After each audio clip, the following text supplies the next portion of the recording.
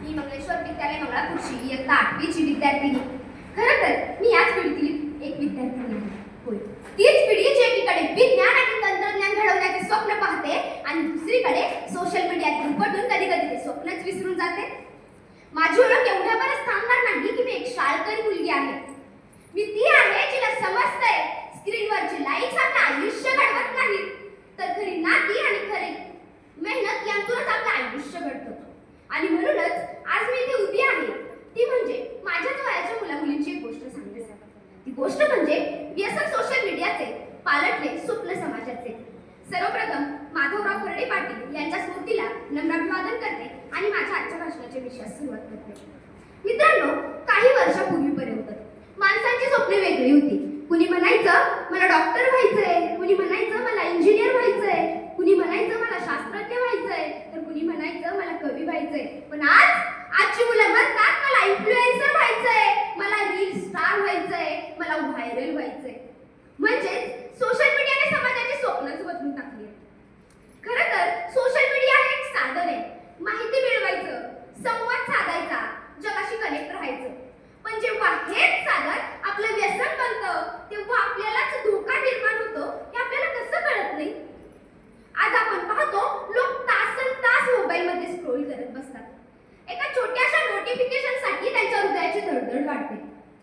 घरात आई बाबा बोलत असतात पण कानात हेडफोन आणि हेडफोनमध्ये कान, अशी आपली परिस्थिती असते. आपली अभ्यासाची वही तर बाजूलाच राहते आणि हातात फक्त मोबाईल दिसतो.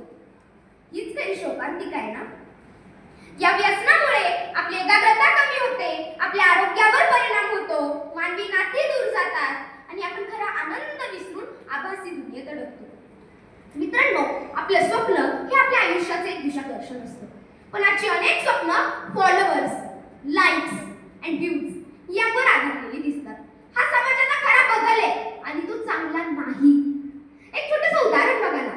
शेतकरी, तुमच्या आमच्यातच एक शेतकरी बसलाय. त्याचं काय स्वप्न असतं? त्याचं स्वप्न असतं माझं पीक चांगलं यावं, माझ्या पिकाला चांगला भाव मिळावा. पण आपण शेतकऱ्याच्या कष्टाला थोडंही महत्त्व न देता फक्त आणि फक्त 30 सेकंदांच्या रील्स मध्ये गुंतलोत आपण. हा न्याय आहे का? आज मला असं वाटतं थोडा वेळ आपण सोशल मीडियावर घालवण्याऐवजी आपल्या अभ्यासात, कलेत, समाजसेवेत घालवलं तर खूप चांगलं होईल. कारण आपली स्वप्न पुन्हा एकदा उज्ज्वल आणि प्रेरणादायी होतील. सोशल मीडिया व्यसन नाही, साधन आहे. स्वप्न बदलायची नाहीत, ती घडवायची आहे. आणि समाजाचा विकास हा लाईक्सवर नाही तर आपल्या कृतीतून होतो. मित्रांनो, तुम्ही कधी लक्ष दिलंय का? आपण सकाळी उठल्यावर सगळ्यात आधी काय पाहतो? आरसा. अहो, त्याचा तर विषयच नाही.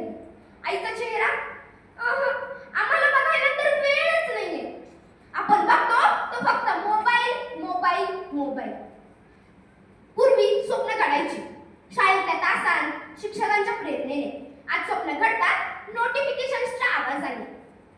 पूर्वी मुलं अंगणात खेळायची, आता मोबाईलच्या स्क्रीनवर काहीतरी फ्री फायर खेळतात.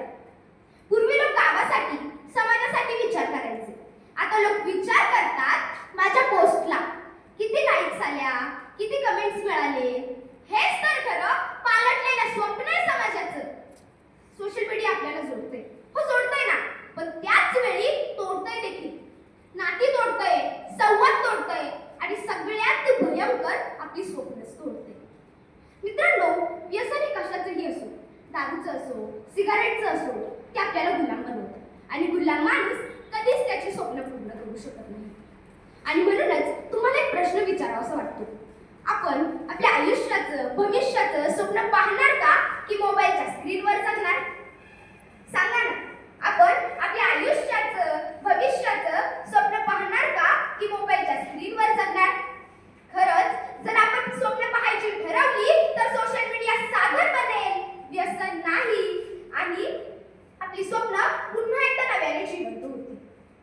आणि म्हणूनच स्वप्न तीच खरी जी डोळे मिटून नाही तर मेहनतीने पूर्ण होतात.